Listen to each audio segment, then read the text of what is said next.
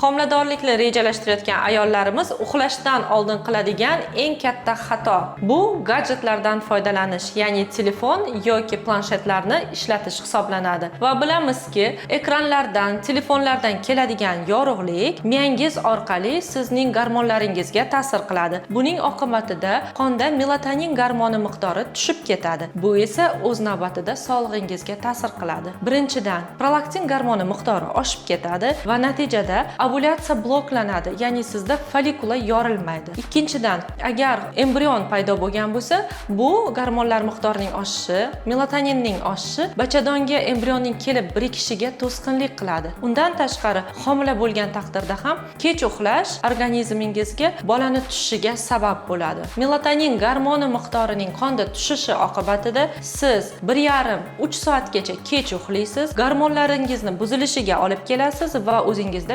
bepushtlikka sababchi bo'lasiz. Agar bepushtlik yuzaga kelishini xohlamasangiz, o'z vaqtida uxlang va telefoningizni 1-2 soat oldin yig'ishtirib qo'ying.